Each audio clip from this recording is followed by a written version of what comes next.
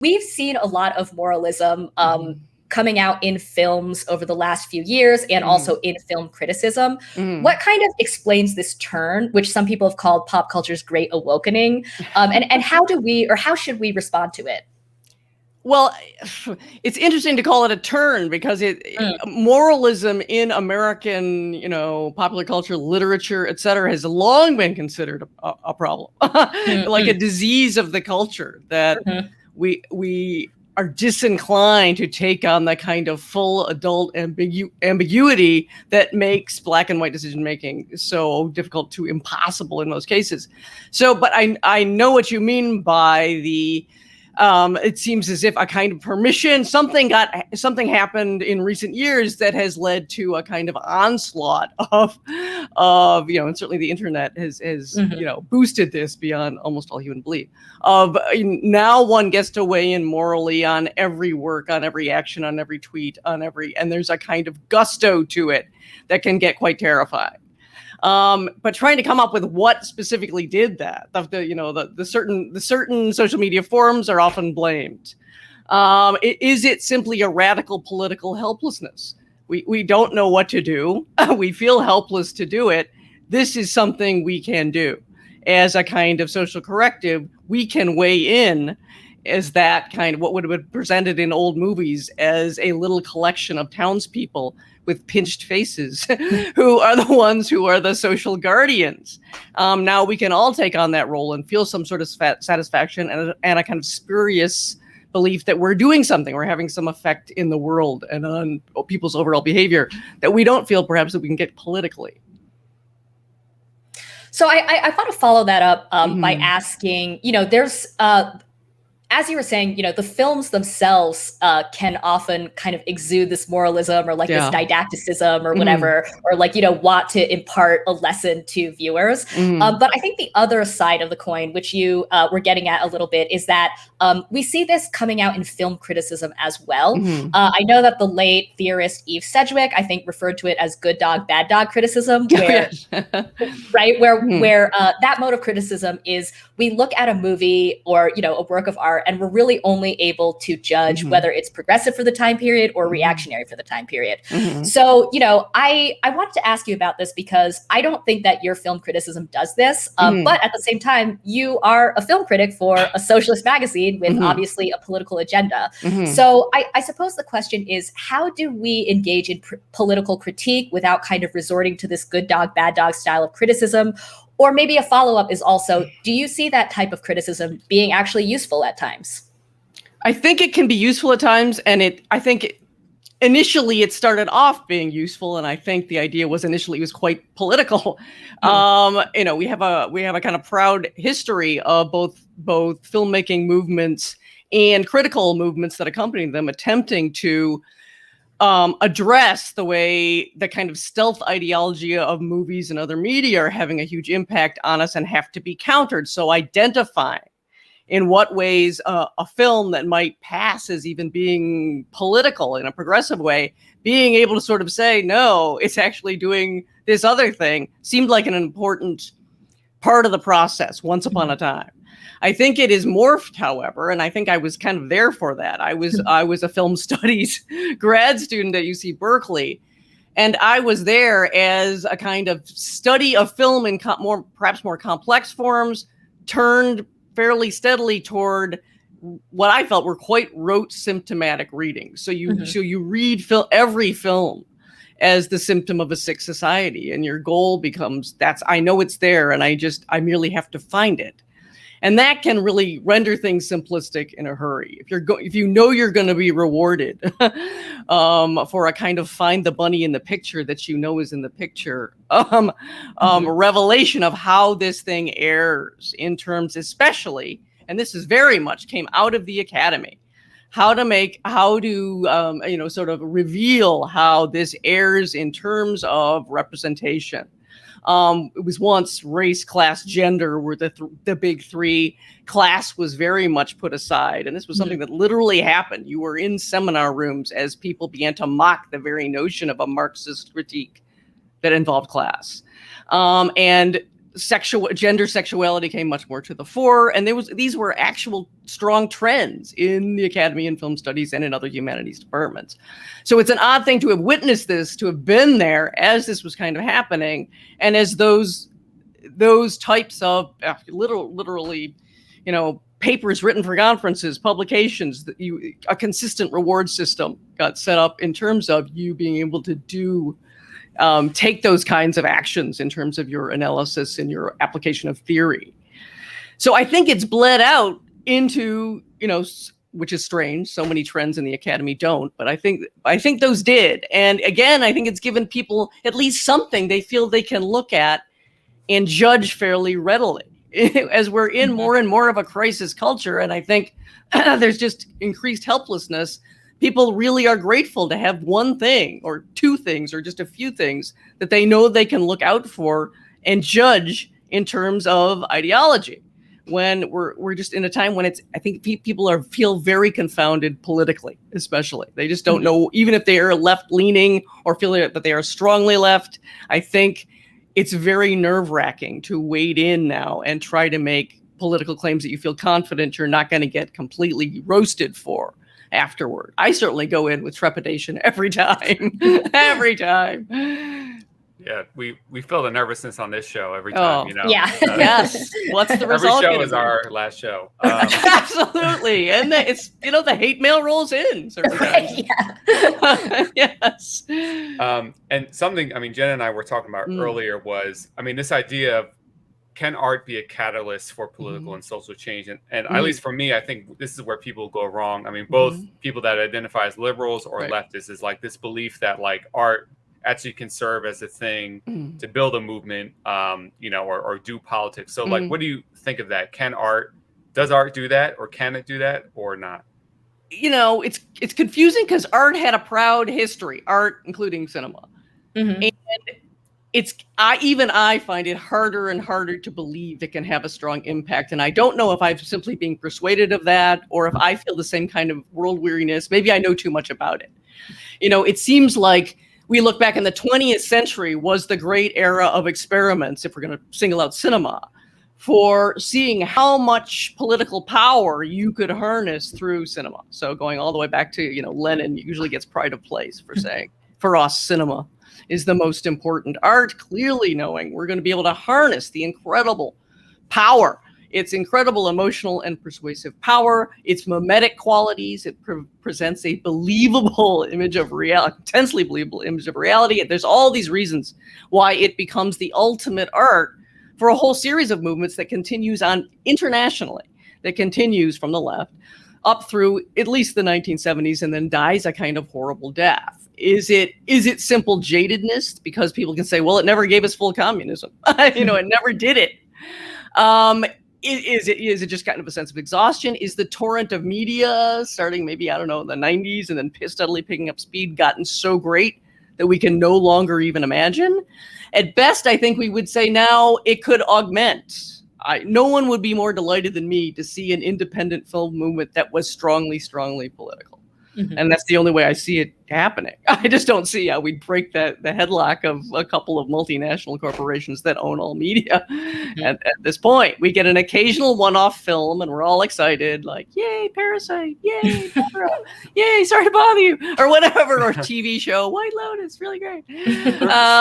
But that one-off quality is precisely the discouraging factor. It's hard to even feel like a movement ever gets traction, or if so, please tell me if there is one and I don't know about it. I'd love to know about it.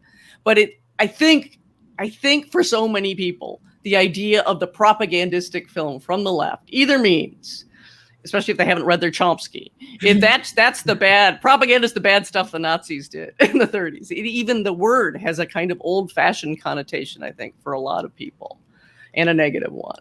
If you're a little more with it, it's still hard to imagine how we harness its power, how we just do it almost as an act of will.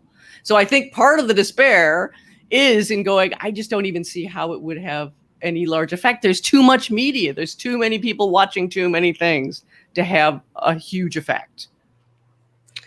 Sorry. Go ahead. I just wanted, something you hit at, and this is part of my confusion with people like putting so much stock in Hollywood or whatever is like what you just said. Like, do we really think Hollywood is our thing? Like, we have control of that and not. I mean, there was a time, okay, we had enough communists in Hollywood to do something, it's like, it just seems incredibly naive to be like, we really need to fight over Hollywood and the Oscars when we know that's not our terrain. Right. And yet we're so desperate. And I should say, that I find myself getting drawn in. I amaze myself. Every time I say I'm through, then Parasite wins Best Picture. Right. I'm like, oh my God, it's your president. And I hate myself in the morning for even being for a second taken in by this because, again, as we know, a little bit of seeming dissent, a little bit works beautifully with the system. So yes, just the practical questions of how do we even think we could get a movement going, but it makes your heart ache to look back at the discourse surrounding earlier movements that literally took it seriously that cinema was going to be a powerful factor for a left-wing movement. You could weep. Like, no, this is one of the main ways we are brainwashed, and we've got to counter it. We have to start making our own films. We have to experiment in form. Can't just be content. We're saying something didactic politically, but it's in exactly the same invisible continuity system form that Hollywood uses. It was like, no, we have to drastically experiment in the power of cinema and what we do to counter this just dreadful mind-damaging content that we are macerating in. It was so sad. I was watching a documentary, and I'm reviewing for Jacobin, called Blood Brothers, about the short and fraught friendship of Malcolm X and Muhammad Ali. And there's a tribute paid by someone to Malcolm X's power as an orator, saying no one could beat him for being able to communicate to an audience how your mind is under siege every day. And media is a big, movies, television, it's a big part of it. And you have got to learn to stop that assault in order to at least partially free yourself from these dreadful, damaging influences. That's the only way you're going to be able to turn yourself around and be able to fight for something like freedom and justice. And I just almost felt tears come to my eyes. Like, people used to say things like that and you could believe them. And now where are we? It's like almost impossible to believe that. Could you free your mind from the ideological onslaught? I don't know. But I think people are much less, I think people too tend to think they can free their minds. Is that your impression too? Yeah, people well, are not worried. I mean, I wanted to ask you about exactly that, or about like this conception or the use and function of mass entertainment, right? Is Adorno right that it makes us all fascists? On the other hand, I think, or going back to what we kind of started the conversation with, I think that there is sort of this tendency now to kind of want to say, I think a lot of liberal commentators want to say that mass entertainment is a really useful site of kind of, moving political activity forward. Again, just to circle back to that. So can you maybe talk a little bit about what you see the function of mass entertainment being? I mean, when you talk about, or you alluded a little while ago to kind of the political economy of, these Hollywood studios and like how they come to produce everything that we see. And, even if Parasite is good, it's kind of like, well, like, should we really give Hollywood a break? But at the same time, I think at the same time, I don't want to suggest that, everybody is such a like dupe, or like our minds are so like empty or whatever, that like whatever is thrown at us will just sort of like fall in and like, make us all zombies. So I don't know. And it's very tricky if one gets engaged in left organizing, if you join, a group, and I'll do a wide sweep. It could be anything from DSA through, the full joining the Communist Party. You tend to feel, I think that's the beginning of feeling armed and forewarned and more capable of parsing. It just seems to come with the territory. You join a reading group, you start to get the basic concepts, you start to apply them. But the more you tend to know people who are not politically engaged in that way, even if they think they're to the left, they're the left that is neoliberal and completely behind the Democratic Party, but they think they're left, is to be more terrified, is to feel a little more like that old guard of generations ago, of just like, how do I free? I have relatives who watch MSNBC by the hour on repeat and quote it chapter and verse. And the pain of being around those who are not at all armed and who do seem kind of defensive and who do believe what they're told and think NPR is telling you the absolute truth about everything. And the New York Times is 100% to be believed. And that's where you get a little more nervous when you know a lot of people who are those people. Then you're more anxious about like wow, we've just still got to do even the basics. And how do we do it? How do you convince people who are like, we've got the numbers on our side and all the media pretty much reflects what I think is true. So you're nuts. So it sort of depends on where you're standing in relationship to this problem we're talking about. I guess it's a problem. So it's hard to have an answer for this. On the one hand, I want to say, yes, this cultural dupe thing was always offensive. And it was very big in the academy when I was in grad school. Mm-hmm. Everyone's an idiot except us. We are the ones who now understand and have to tutor everyone else. It took a long time for kind of Stuart Hall, there's poaching, there's reading against the grain. We take things for our own uses all the time. That was a maddening tendency of contempt for, the hoi polloi out there who aren't educated.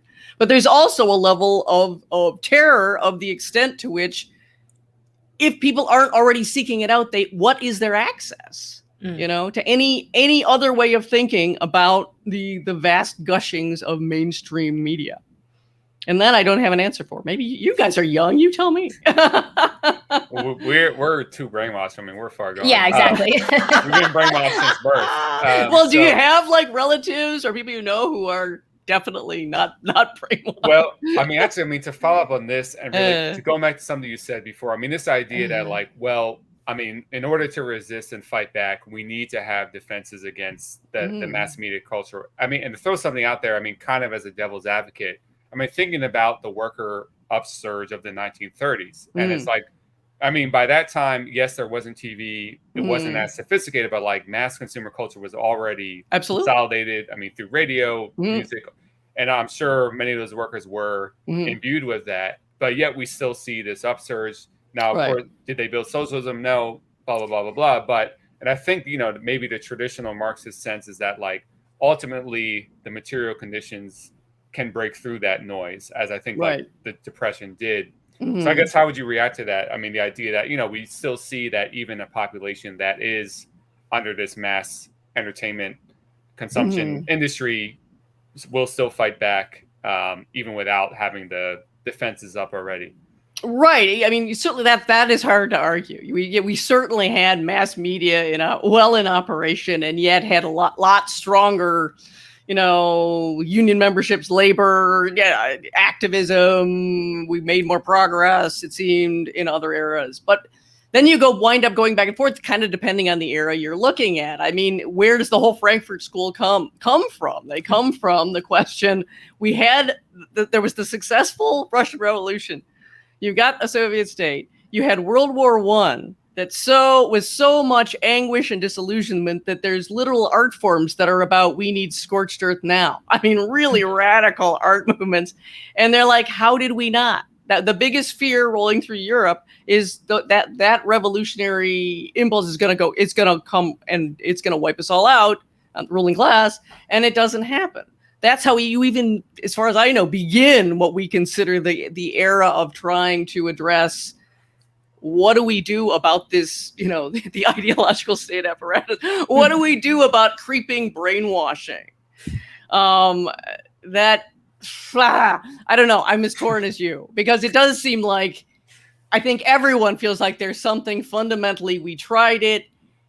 It's an old-fashioned approach. It's hard to imagine now that we could just harness the power of media and it would have such amazingly persuasive power. It could overwhelm material conditions. But it is interesting to think it was the material conditions that led people in despair to say, it still didn't happen, and that was the best chance of it ever happening.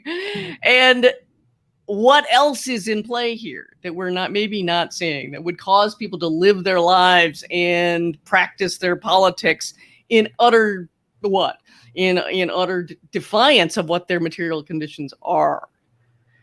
So that's why I'm always torn. Maybe too much film study has poisoned my brain to a certain extent, perhaps, and too much nostalgia, perhaps, for a feeling that once you could have some confidence that you could harness the power of cinema to do something for you, and now it just feels like we have no confidence. Cinema plus all the other media, and we have no sense that would help us.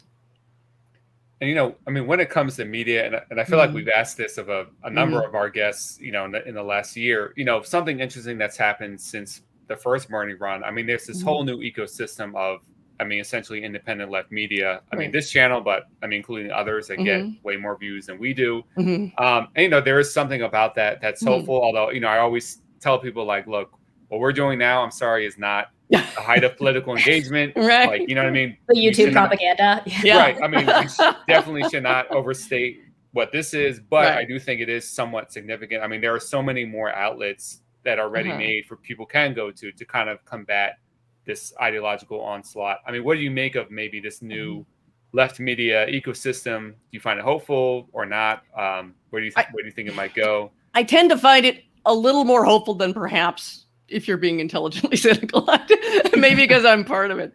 But one of the issues I've always had in my own involvement politically is we need more ways for people to get involved. We don't take seriously enough how many people are not at all suited to what we would consider true political organizing.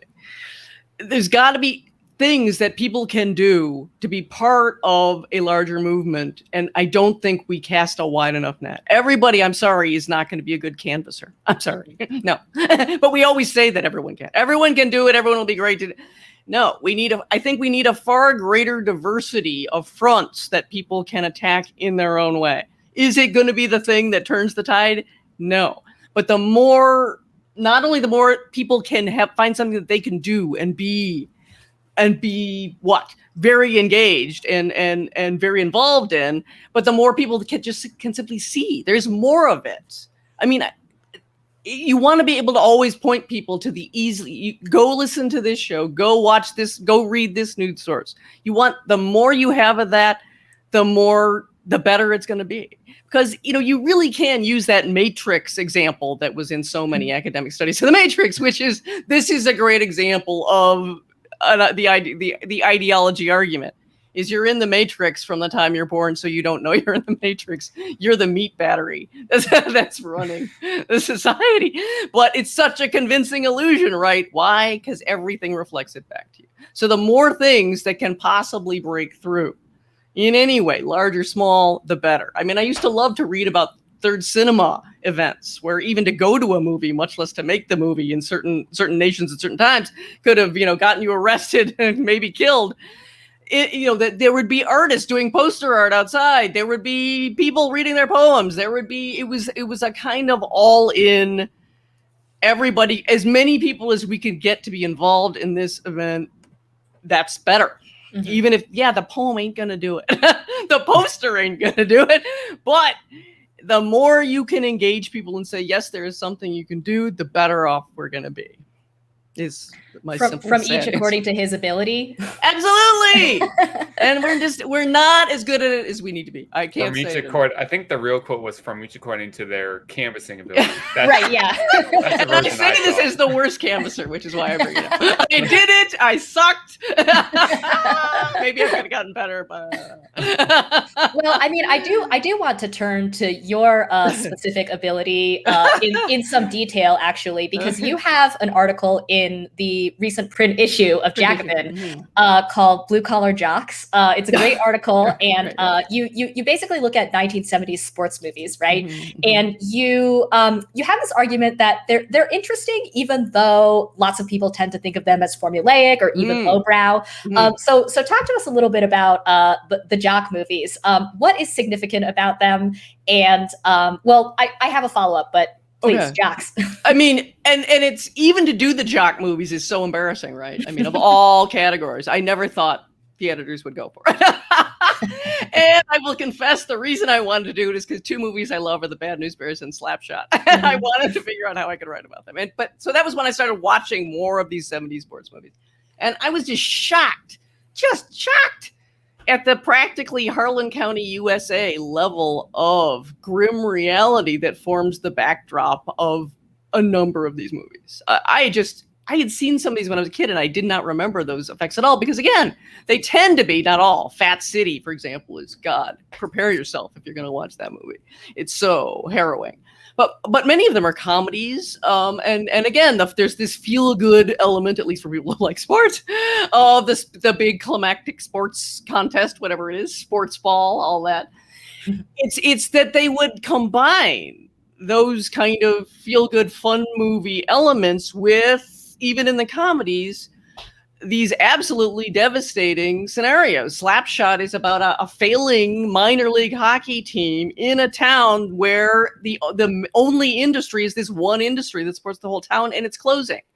And the team is being sold off as a tax write-off. It's a tax write-off team. I guess what it always was, and now it's just being sold. So everything is ending in the grimmest possible way, and yet it's this really raucous, weirdly life-affirming comedy. And it's that kind of casual, where we represent the reality of what was happening in the 70s, that you just do not see now. I don't think you would just see like, wow, that's a hilarious rom-com about how everybody got laid off and or working 8 jobs and still can't make rent.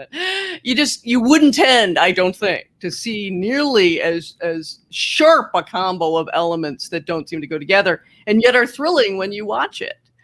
And I always tend to wish we'd have not just a bunch of art films or independent films or avant-garde films that are strongly politically left, which we're more likely to get, frankly, that it would be better to get genre films because people will go to them and people are influenced by genre films in ways that they don't even know. Talk about an ideological stealth bomb. Go to a genre film every time. Because people are not expecting to have any kind of, political argument made to them. So, of course, they're just there to have a good time. And usually those are the very people who are going to say it's just a popcorn movie and it wasn't trying to tell me anything. And it's Top Gun. It's the worst kind of propaganda. It was the best military recruiting tool that existed up to that time. There's nothing good about Top Gun. But people would swear they absorbed nothing of an ideological nature from it because it's just a movie. So there's a tremendous power in popular art that's admittedly a kind of stealth power.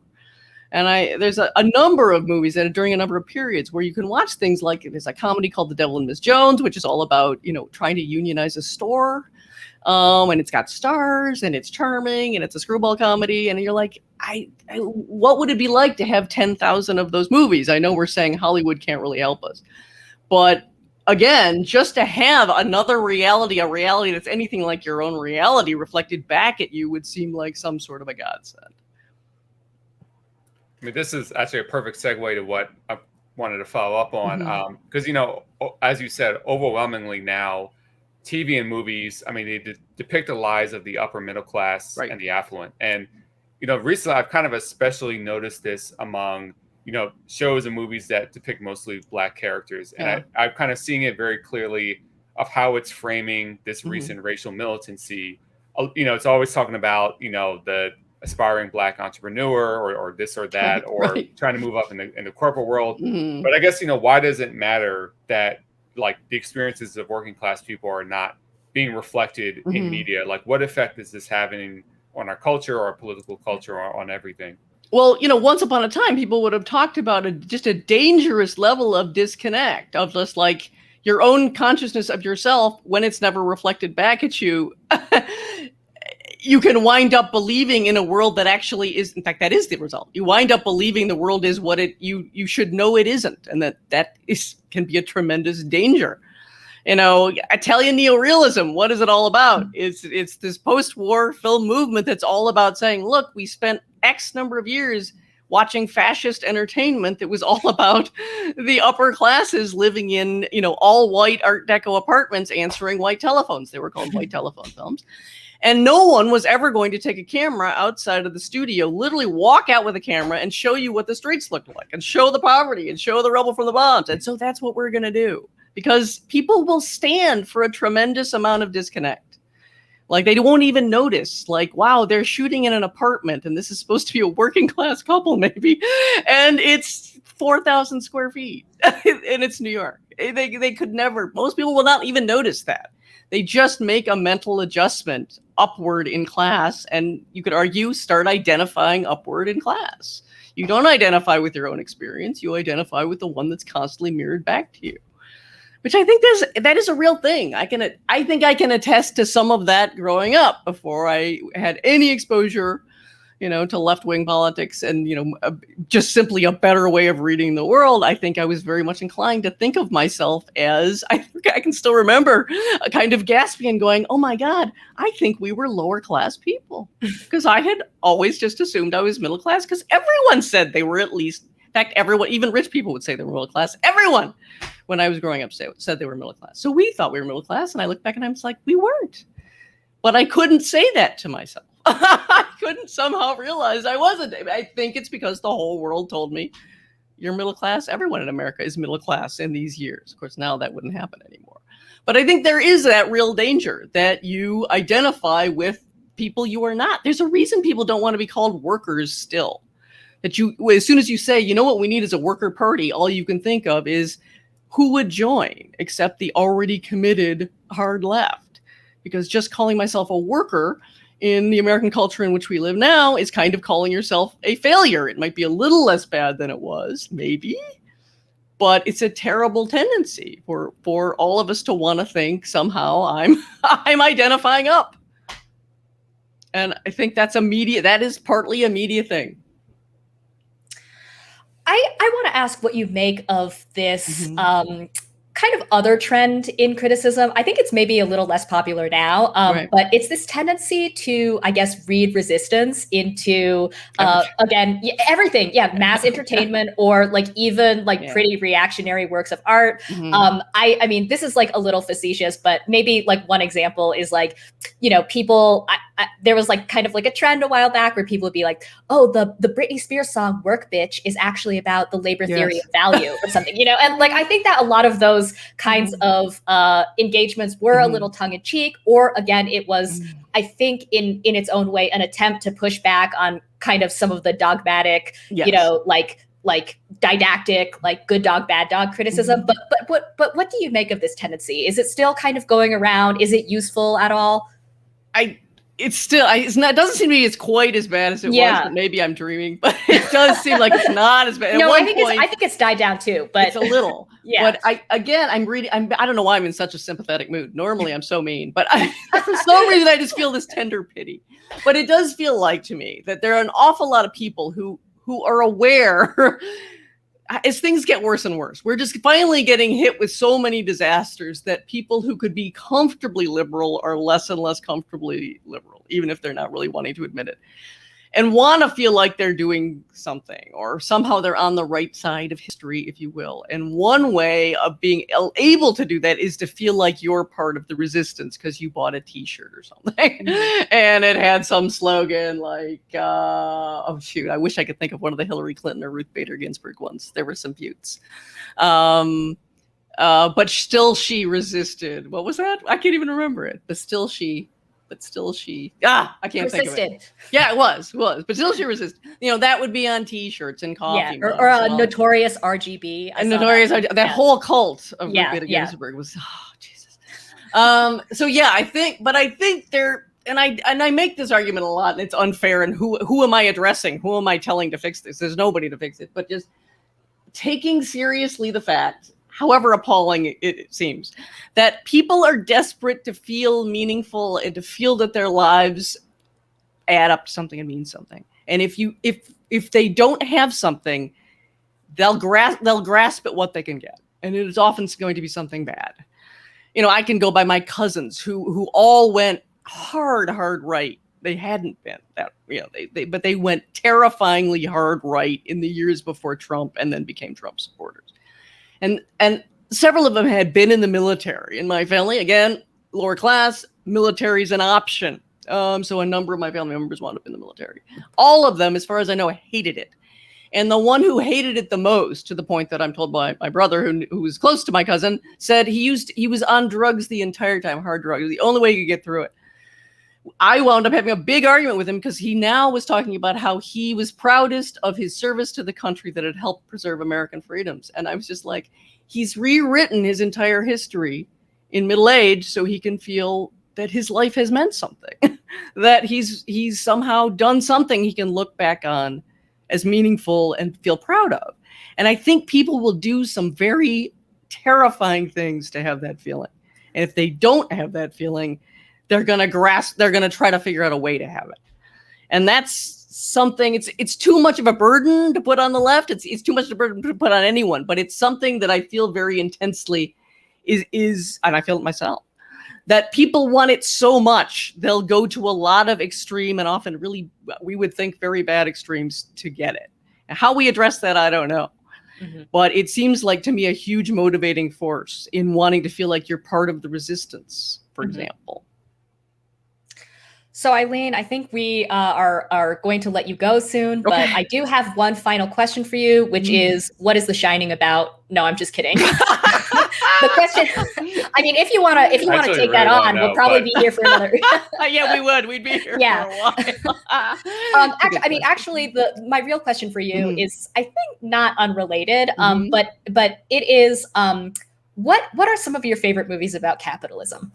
Oh my God, about capitalism. I usually come in a kind of backdoor toward it. I tend to be very fond of, I'm very fond of genre films. I tend to be very fond of the very unique genre of film noir. I think actually somebody wrote a really great piece. I wish it had been me, for Jacobin, on the political aspects of film noir. One of them, and again, it's not super direct, but I think that's what I like about it. It has a kind of insidious power. One example would be The Asphalt Jungle. If you've ever seen that 1950 movie, it's directed by John Huston. It's about, of course, something that's been done many times, a heist that fails, that looks like it can't fail, and then it does fail. But one of the things it does, without preaching about it or making it the overt plot, is it shows you how warped the people who are all involved, and they're all from all different classes who are involved in the heist, how they've all been horribly warped by the system that they're in without knowing that that's what did it. And you get glimpses of a number of them, of who they might have been. And I'll just give one example. His name is Dix, and he's essentially a goon. He's muscle for these criminal jobs he does. But his whole meaning in life is what his family lost in the Depression, which was a Kentucky horse farm. But otherwise, he's the meanest, the toughest, the apparently completely estranged from his humanity guy that you would never mess with in a million years. But in the end, when he's dying, he does this desperate drive back to the farm that he's hallucinating. He's forgotten they lost the farm, decades earlier. So his family's destroyed by the Depression. They lose everything he has. He winds up being this goon who relates to no human being. Seems to have particularly no human feelings.